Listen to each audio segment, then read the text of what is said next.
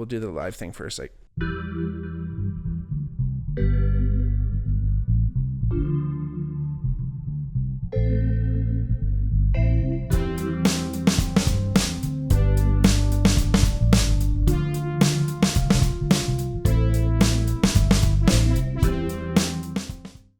Hey everybody, welcome back to the podcast. I'm your host, Bigmark.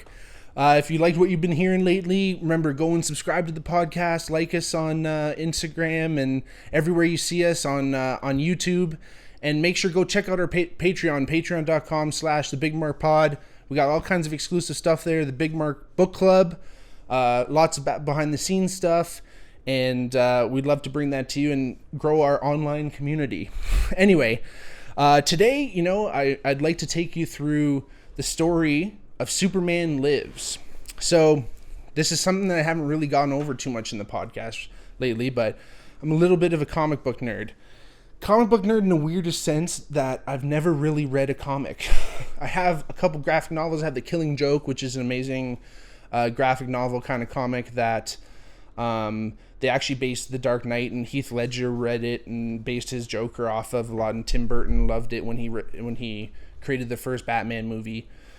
But again, I've always loved comics. I've always loved the storylines. It's hard to say what my favorite character is. I might even be Spider-Man. I love Spider-Man. I'm a big Wolverine fan. I gotta say I like Marvel. I'm a little bit more into the Marvel character and their backstories, and their villains are always really good. I've always been a big fan of the Marvel villains. But DC's always been amazing to me too, because I've always been close to Batman. It's super interesting storyline. Obviously, the movies have been most of them have been really good, and I grew up watching those, so that character's been pretty close. Actually, when I was a little kid, probably like my 4th birthday party, I had a Batman cake. So imagine a Batman cake, but the whole thing was like black icing. So every kid at the party just had like dark blue like lips and tongue. So it was pretty jokes, but again, just kind of always into the comics, and my pops was down with it too, and it was always something interesting. The whole superhero aspect I've always found fascinating in the alter ego facet of things, where certain superheroes went to great lengths to hide their identities, and for many reasons. For instance, Spider-Man was always to protect the people around him, and he always went out and in the smallest, silliest ways. In sports, you put on a uniform and you kind of become this new person, right? And you always kind of feel that too. And even in day-to-day, people, I think, enjoy comic books and the superhero ideal because not only are they archetypal stories that everyone can kind of resonate with, but again, it just kind of, gives power to some people who might feel like either they have a hidden talent, or they're the way people see them isn't the way that they truly are, which is kind of the deep dive into comics and everything, which is amazing. But Superman is what we're going to kind of focus on today. So he's DC Comics. Superman, obviously, we kind of all know the story. He came to Earth from he's an alien from a planet called Krypton. His planet was being destroyed, so his parents sent him to Earth, or actually just sent him out into the universe. Some stories are more like they found Earth and they kind of like aimed him there, but essentially they just sent him out into space to prolong the race, and he ends up landing on Earth, and he's adopted by the Kents. Oh my gosh, Martha is the mom, and anyway, what's the dad's name? I forget. Look it up for me there, quick there, Christian. Anyway, the Kents live in like Iowa, and they adopted because his spaceship basically just crashes in a cornfield. What's that? Jor-El. So that's like his actual father. What's Kent? Like something Kent. George maybe. It's probably Jonathan. Yes, Jonathan. Jonathan and Martha Kent. Nice. Thank you. Yeah, he's so they were his parents, and they raised him as one of their own, and then obviously being from another planet, the story is that he kind of reacted with our sun. So we have a yellow sun. Krypton had a red sun. And because our star is younger, it had more power, something like that, where Superman can actually absorb the power of the sun, and that's what gives him like most of his powers. So a lot of times in the comics where he's down and out, all of a sudden the sun comes out and he gets a little sun, his powers kind of come back. Superman's general powers, obviously, he's faster than a speeding bullet, so he's really fast. He has like laser beams for eyes. He can fly. When the comics first started, he was only able to like jump really high, able to leap a tall building in a single bound. So eventually that like he was able to jump like crazy, like miles at a time, so he'd be kind of flying. And then slowly but surely, just through the comics and the way comic book writers write, obviously they take liberties, and it just slowly just kind of became, you know, they're just gonna make him fly. And because he could fly into space and he could fly around the world. There's a I think it happened in the movies, but there's in the comics, Superman actually flies around the Earth so fast backwards, he like turns back time to save Lois Lane, which is his girlfriend. Crazy. But essentially Superman became like the most powerful. He's Superman. He's like the most powerful guy in comics, really. You can't shoot him. He's bulletproof. It's really hard to kill him. So that's why comic book writers came up with the idea of kryptonite, which is this substance that came from Krypton, and it weakens Superman's abilities. So a lot of the storylines were someone getting a hold of some kryptonite or something, mostly Lex Luthor, which is his classic character, getting a hold of some kryptonite, weakening him, dealing with him that way. Happened in Batman versus Superman 2, when Batman tried to get him. They had to fight for certain reasons, and of course Batman gets a hold of some kryptonite. So anyway, that's more or less the story of Superman. And again, because Superman was so powerful, it was kind of hard for the comic book writers to come up with like plot lines that people would go, oh yeah, Superman's actually in danger here. Like, you know, it's hard to actually come up with something where it was a plausible fight. Let's just put it that way. So there's the same thing with the Hulk with Marvel, because the Hulk is just so powerful, and basically the more angry he gets, the larger he gets, and he's more or less invincible. It's the same idea that they just had to come up with certain things that was more difficult. And again, it made for some certain interesting writing, but again, it wasn't always so plausible, right? It's freaking Superman. Who's gonna really, you know, be a big threat? So the writers, they kind of had kicked this idea around in the late 80s, early 90s, and at that point DC Comics and comics in general were starting to kind of wane in popularity. Not too many people were super interested in comic books. It was kind of just the early days of comic book movies, like in the late 80s, so people just it wasn't really the world we live in today, where, you know, people are a lot more open to certain ideas. It was kind of more of an esoteric idea, something that nerds dealt with, and all that kind of thing, right? But not nearly what it is today with all the Marvel movies and everything. So DC was thinking, all right, and the writers were going, let's amp things up here and let's kill Superman. So they wrote this series called The Death of Superman, and they basically came up with a character called Doomsday, which was this alien being, and they more or less said they wanted to create like completely brainless, just a killing machine, something completely antithetical to Superman, not just like another supervillain that had some type of idea and some type of goal. This Doomsday character was literally just created only to destroy.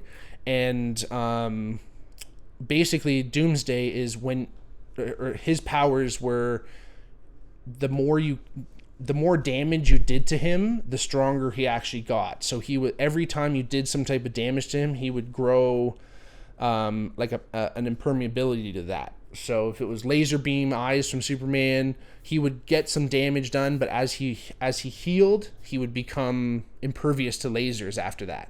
So just again, as Superman was fighting him, Superman was getting weaker, or at least his powers were becoming less effective, and Doomsday was only getting stronger. So inevitably, spoiler alert, in The Death of Superman, if you're wondering what happens at the end, Doomsday kills Superman. And Lois Lane witnesses it. It's wild. Everyone's freaking obviously crumbled. There's a big, huge funeral thing for him. Batman's like all the superheroes come out. It's like amazing. Obviously, again, so it's funny how much I've known about this stuff. Like I just haven't actually laid my eyes on this comic. Probably amazing story, but again, it's it kind of brings the whole world of DC to its knees. Obviously, losing Superman, someone that they never thought that they'd lose. But within the comics too, there's redemption where Superman goes into some kind of like a healing thing or Kryptonian technology, whatever you want to say, and he is actually reborn. And he comes out in a new suit. He's got long hair. He's all badass. So pretty cool. And again, just kind of rejuvenated the series and kind of got people interested in Superman again. So again, of course, around this time, it was early days of comic book movies. So, '89, you got Batman, which was directed by Tim Burton, starring Michael Keaton as Batman and Bruce Wayne. Pretty Jack Nicholson as the Joker. Pretty interesting movie. One of my favorites. When it was actually being when it was in production, this was obviously pre-internet, but I actually saw a really interesting documentary. A lot of this information tonight is from this documentary called Superman Lives and What Happened. Basically, they were saying that even pre-internet, they still broke the internet with how many people were up in arms about Michael Keaton being cast as Bruce Wayne. So obviously most of us know him as the original Batman, but at the time he was a comedic actor. He was doing movies like Mr. Mom, and he was just kind of a jokes guy. And people were like, how could you pick him? And some of the producers saw him in other things and just saw that he was a really good actor and he had a little bit of fire under him. And of course, Tim Burton taking on things, there's always a nice little kind of underlying quirk to Tim Burton's movies. So it's nice that some of the actors do have a comedic talent. But again, people were really questioning Michael Keaton, and it's funny enough, like when I was a kid and the first Spider-Man movies were being made with Tobey Maguire, people were up in arms about Tobey Maguire being chosen because they're like, again, it's hard to choose an actor. It goes for all these movies, Lord of the Rings, everything. It's hard to choose an actor to be a character that only exists in people's heads. Most of these, I mean, obviously comics are different because there's actual pictures of these guys. The artists have drawn pictures, so you actually know what Spider-Man looks like. You know what Superman and Batman already look like. So if you don't pick an actor that looks like that, you've already lost, because they go, oh, that's not the one of the most accurate is Tony Stark and Robert Downey Jr. But what I've heard is the comic book artists started like drawing him to look like Tony. They started drawing Tony Stark, who is Iron Man, to look like Robert Downey Jr. So life imitates art, art imitates life in that way too. But again, it's hard to choose these characters of these literary people that exist in our imagination. So trust, most of the time, these people who are making these movies, they do a pretty good job. Same thing with Robert Pattinson. Even look at that in the newest Batman. Same idea with Michael. People are like, oh, the Twilight dude, whatever. The guy's a good actor, man. The guy did The Lighthouse with Willem Dafoe. Man, the guy's got solid chops. But just, again, not everyone knows, because he did friggin' Twilight, that he's probably going to be a decent Batman. And Batman's not all just Batman. You got to be a good Bruce Wayne too. That's always difficult. Again, with all these characters, it's really hard that you're not only one character. You are also, you have to play their alter ego as well, which is always pretty interesting. Anyway, so early days of comic book movies, most of them were super shiny. It basically was an attempt to make the comic kind of come to the screen. Like, they didn't really know what they were doing. They were just kind of trying to make a comic. What would you do if you were going to make a comic book on the screen? That's what they did. Ang Lee actually directed The Incredible Hulk, one of the first Hulk movies, and he did a pretty interesting job where he had some certain graphics and certain cuts where you could see, like, it looked like a comic. It actually looked like a comic, and that was pretty interesting. There's so many movies that are based on comics too, and like Spawn and all these movies that, again, adapting a comic book to a movie doesn't always work out. Obviously, there's limitations in both mediums, But again, at the time, it was just about trying to make the costumes look just like the comics and this and that. And most of the time, that kind of comes out weird. If anyone's watching WandaVision these days, which is a hilarious show in the Marvel, hilarious. It's a really good show, to be honest. There's one of the episodes where they do very comic book accurate costumes, and you can kind of tell it's just corny. So that's why they make these changes, people. Anyway, so during this time, other than the Batman movies, most of these movies were kind of like not really hitting the mark and not really getting everyone's attention. So early 90s, they started putting into production a new Superman movie, right? And so basically, when they started to get the movie together, they wanted to get a story together first. So they hired Kevin Smith. So Kevin Smith is famous director, movie maker, writer. He wrote and directed Dogma, Clerks, Chasing Amy's, worked with Ben Affleck and Matt Damon, I think, wrote Dogma. But again, Kevin Smith directed it, and again, he's a famous dude and super into comics. He's always been in the comics. He's actually written, I think, some comic book stories. But he was the first writer to actually be asked to come and write the screenplay. So his whole idea, and what John Peters, who was actually the producer, told him is he wanted certain things. John Peters, really interesting guy. They kind of consider him to be the Trump of Hollywood. He had some really interesting demands for some certain stipulations for the story, and one of them was that Superman had to fight a giant spider in the third act. Odd request, but again, John Peters' whole idea was that the spider is the most formidable hunter in the world, and if it was a giant one, it's just going to make for good movies. This guy just knew his way around movies. He actually helped produce the first Batman as well. But anyway, Kevin Smith, so with some of that information, he kind of took it and ran. They wanted it to be this kind of new 90s look at Superman, because the last Superman movies were made by with Christopher Reeve as Superman. They were so bright and shiny, and historically that's the Superman character. He's Mr. Morals, and he's unstoppable. He's physically unstoppable, and also, he's got a solid moral ground, and he's just Mr. Good Guy. And they kind of wanted a little bit more of a saucier take, like what they did in the first Batman movies. Tim Burton actually was one of the first guys, along with some of the graphic novels, but Tim Burton really attributed Batman that really dark kind of, the early 60s Batman TV show was bright and shiny, and the Batcave was like brightly lit. As late 80s, early 90s came, Tim Burton and a lot of other guys started setting Batman in these kind of dark gothic settings, which just gave him it just seems fitting now, right? It seems so fitting to us now, but that's where kind of all that started. And so Kevin Smith was the guy who wrote the first screenplay, and created a bunch of the villains that were going to be in it. And just kind of put everything together. John Peters took that and ran. So again, John Peters was the producer, and he had produced Batman, Rain Man. He was involved in Wild Wild West. He actually started as a hairdresser for Barbra Streisand, inevitably became the chairman of Sony, and then is again considered essentially the Trump of Hollywood. He just has taken over everything. He wheels and deals. He makes things happen. He's just that kind of guy.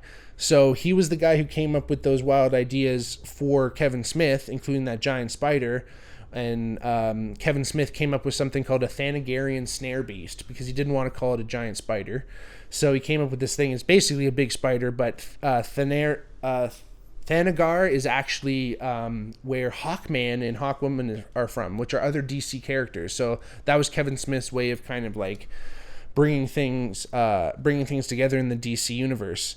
But actually, unfortunately, what happened is John Peters then brought on Tim Burton, because they were, again, kind of thinking to go in this edgy fashion. And since Tim Burton did that with Batman, John Peters thought, hey, maybe this would be a good opportunity for him to do something like that for Superman. Unfortunately, when Tim Burton came on, he didn't like Kevin Smith's exact story. So he still liked the idea that it's the death of Superman and the rebirth and all that stuff, but Tim Burton kind of came up with his own plan. Again, a little bit more about Tim Burton. You know, he directed the first couple Batman movies. At the time, he directed the first Batman movie, and that was really the one of the first successful comic book movies at the time. So he was kind of like the man, and at the time he really didn't like doing superhero movies, but because he thought he learned so much from doing the first Batman movies, he thought that this would be his chance to kind of try something new. And of course, you know, Tim Burton's known for his gothic style, whimsical style. You know, he's done Edward Scissorhands. He was involved in creating all the characters for Nightmare Before Christmas. He's just kind of a whimsical dude, but with an interesting dark side to him. Very cool juxtaposition. But that seems so fitting for Batman, especially as we see it now in that dark. But people were always kind of wondering, how is that going to fit with Batman, or how is that going to fit in with Superman, right? Because Superman's this bright and shiny character. And the way Tim kind of looked at it, he said, you know, Batman is the night. He's from the night. He represents dark and what happens. But when the sun rises, Superman comes out. He's out in the daylight. And Tim wanted a chance to try and make a more lighthearted, lighter movie, just to test himself, but also fitting for Superman. That would have been a perfect idea, with all kinds of other interesting visual aspects, and the storyline was really cool. He kind of wanted to explore more the superhero being this outsider. It wasn't just, you know, they didn't always fit in. You know, Superman is an alien, in fact, so they wanted him to kind of, you know, look a little bit more into that.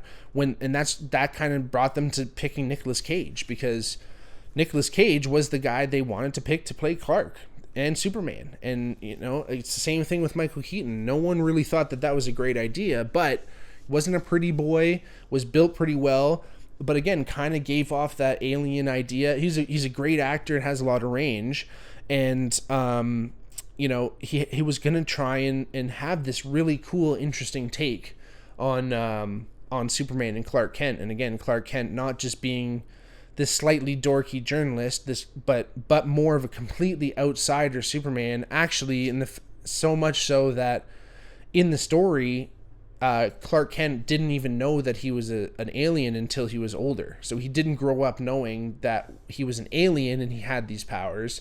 He just knew that he was different. So that just grew into his personality. And then in the movie, he finds out that he is an alien. And again, it's a really interesting storyline. Most of these were obviously none of this made to the execution stage. So all of this was at the idea stage, but most of it was solidified. Like, it was almost done. They had many other actors coming on. They had Chris Rock to come on as Jimmy Olsen, who is works at the Daily Planet, which is the newspaper that Clark Kent and his girlfriend Lois Lane work for. And Jimmy Olsen was kind of this sidekick dude running around. Sandra Bullock was actually going to play Lois Lane, which would have been super interesting. As the villains in the movie, so again, Kevin Smith kind of came up with most of the villains. He came up with Brainiac, which is a classic villain in the superhero DC world. He's extremely intelligent from an alien world, and kind of this like human cybernetic bio synthezoid, where he can kind of like interact with technology and biology at the same time. Really interesting character. They were thinking actually Christopher Walken to be him, because Christopher Walken, obviously, we know he has his kind of more out there character styles, but he can also be very cold and calculating, and that was the Walken that they were looking for, is a really kind of calculating character. And then of course Lex Luthor, which is you know, you can't even really think about making a superhero movie or Superman movie without having Lex Luthor. Classic character. Kevin Spacey was who they wanted to play, and funny enough, so, because all this didn't go down, obviously they had some of the storylines still kicking around. Some of these actors were still involved in the project. Eventually, this project actually became Superman Returns. So that came out. Bryan Singer directed that, and that was one of the first modern Superman movies to come around in the early 2000s. And it took a lot of elements from the older Superman, and then a few of the character and style ideas from this. And funny enough, Bryan Singer, the director, used to walk around with this book on set, and he kind of got chastised for some of the choices he made in that movie, because some of them were very traditional choices and more homages to the original Superman movies. And anytime anyone around him would kind of start to question it, especially like Superman's suit at the time, they thought it was kind of corny, had the underwear on the outside and everything. But he would take out this picture of Nicolas Cage as Superman and show it to everyone and say, this is the picture that this is why I'm going this way, because as soon as you start messing with tradition, this is what you get. And it was this silly picture that you'll see that if you're watching the YouTube, it just doesn't look great. It's a silly shot. And that was actually taken during like a costume test. It wasn't taken, wasn't a final decision. It was just put out there to say, hey, like, this is what things kind of look like. This is an idea we're running with, so we don't forget. That's why you took Polaroids back in the day. That's what you did. You just took them. And Tim Burton said, when you do these little dress up things, it's like little kids playing dress up. It's like little kids having fun. And you're just trying ideas, and Nicolas Cage was into it and like figuring things out, and it wasn't any final decisions. But again, this is what eventually circulated around Hollywood, and this is what, again, Bryan Singer would show everyone and say, hey, listen, this is what I'm not doing. And it gave the whole project a bad name. So that kind of came out a little bit longer. But again, with Singer showing that, it just was strange. But a lot of those elements from the movie, and again, Kevin Spacey actually played Lex Luthor in he was the same guy in Superman Returns, and he's a phenomenal Lex Luthor. Really good choice. I hope that somehow, even me doing this and this documentary existing, that it just starts to permeate the collective unconscious, that someone out there starts to make this movie, because it's a freaking cool story, man. It's like, again, it's got the villains, it's got Brainiac. Their whole Tim Burton's whole idea was this kind of like fishbowl head, and it would have like 8 spider legs, so it could walk around with like a cloak, and it would look human, but as soon as the cloak came off, it would walk around on these spider legs, which was really interesting, kind of foreshadow or think about that Thanagarian snare beast, or some kind of giant spider again, like John Peter wanted.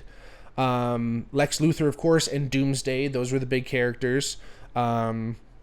Just like the Death of Superman series.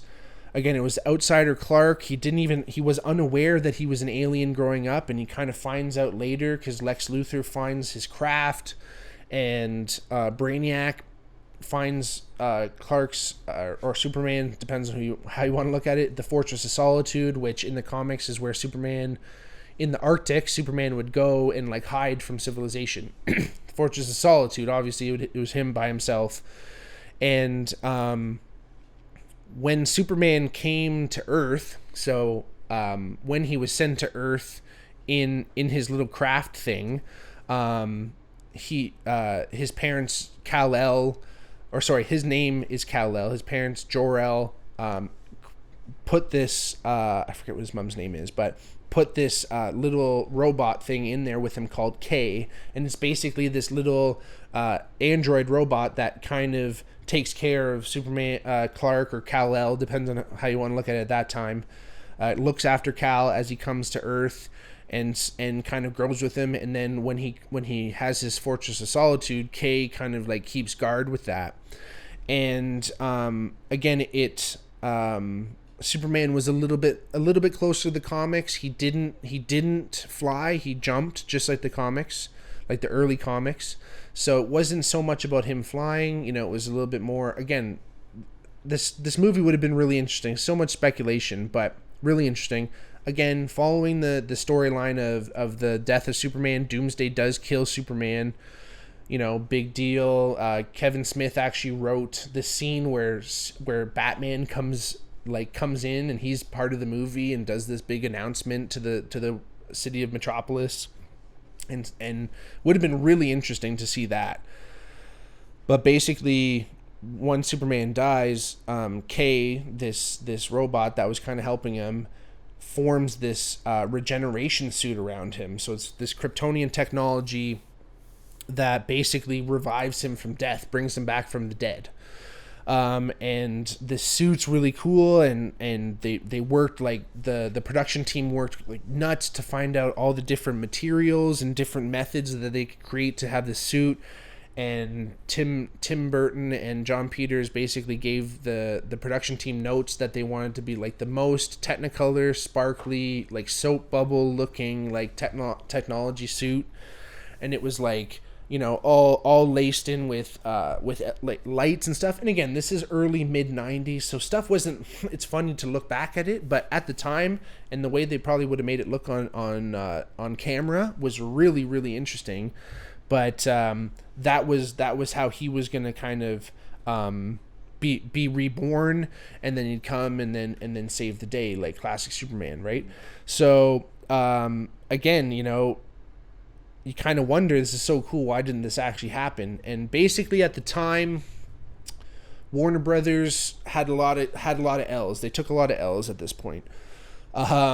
They lost a lot of money on a lot of films, took some chances here and there, and one of the execs in this documentary I watched says, you know, the risks you take when you're feeling confident are a lot different than the risks you take when you're not feeling so confident. So they were on the ropes. They didn't want to take a big risk because, again, you know, Tim Burton and Nick Cage doing a Superman movie, especially at the time, it sounds wild now, especially at the time, wasn't really perceived as a home run. It was a risky thing. So they had to pass on it. They were like 3 weeks away from production, and they passed on it. They had all these suits made, all these people, like I was just telling you. It was like all around the late 90s, 96, 98 that all this happened. They actually spent $10 to $12 million just getting this all together, and they scrapped it. Like, that's how much. It's so funny because the same exec said too, you know, the movie you're seeing, you're not just seeing the movie, you're seeing like all the pre-production, all those moments that went into getting things ready, and the direction, and then the filming of it, and then the editing, and you're seeing all this happen. Or sorry, you're not seeing any of that happen. You're only seeing the film, and people kind of tend to forget that all this work goes into it. And unfortunately, there's so many movies out there that they fail before we actually get to see them, and a lot of them fail like at those last stages. And there's a lot of moments in between finishing a movie and us actually seeing it that things can go south. Unfortunately, or fortunately, depends on how you want to look at it, but this movie never actually made it to any filming, which is a bummer. They did get some like some camera testing shots of Nick Cage like in the outfit, which is super badass. Looks weird. He's got the long flow, and it's kind of got a shininess to it. But again, you think about the late 90s, it would have been badass. John Peters was asked why did it fail, and he said three reasons. He said budget, Nick Cage, and Tim Burton. And again, like I said, you know, these guys were just not the hottest dudes at the time, or not even. It was an out there concept. And late 90s, people weren't, or at least Warner Brothers wasn't taking big chances, and it was bummer. Even after everything was done, John Peters, like after Warner Brothers had passed, John Peters was trying to get it done, but made by somebody else. But Tim Burton was his bubble was burst, so to speak. He was bummed out, and he just didn't want to have anything to do with it, and he couldn't. John Peters was trying to get a hold of Burton, couldn't get a hold of him, and then John Peters Will Smith agreed to do Wild Wild West, the movie that John Peters ended up producing. And it's funny because in Wild Wild West, which is a really interesting movie if you've never seen it, there's a big giant spider at the end. I won't say any more than that if you haven't seen it, but John Peters finally got his giant spider at the end of the movie. And you know, one of the interesting quotes I saw on that was that really, really good movies and really good people can kind of scare certain people. It doesn't really give you, you know, a lot of comfort in certain things, but those are the greats. You know, those are the people. Great things take guts. It's hard to predict their success. And a lot of times, and a lot of the most successful people in production and in the behind the scenes are the people that just give people a chance. And you know, a lot of guys they might be off the beaten path. You know, your Tarantinos, your Burtons, all those different directors that might not be doing what everyone else is doing. They're the ones that are making great art still. They're not just making cookie cutter stuff that's just out there just to quell the masses. They're out there trying to make art and trying to take big chances. And not to say that any film isn't art, but again, you know, it scares people when there's true greatness, but it scares them in the best way possible. It gives them that fear, but it's an awe. It's appreciation of what that can be. And, you know, it sounded like this was going to be a great project. And, you know, like I said, hopefully someone out there's listening one day and this bounces off the airwaves and hits somebody in the right spot and says, hey, let's get this movie going back. Maybe it's not going to be Nick Cage and Burton again, but that same idea is super badass. And like I said, you know, if any of this stuff interests you, man, there's tons of movies out there. There's friggin' thousands of comic book storylines out there that you can follow too. Get into it. You know, like I said, hit me up, Twitter, hit me up on Instagram, DM me, you know, Patreon. We want to create this community. If you guys are into this stuff, let me know. Let's talk about it. I love talking about this stuff.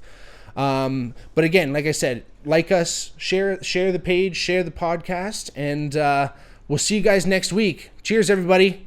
Peace.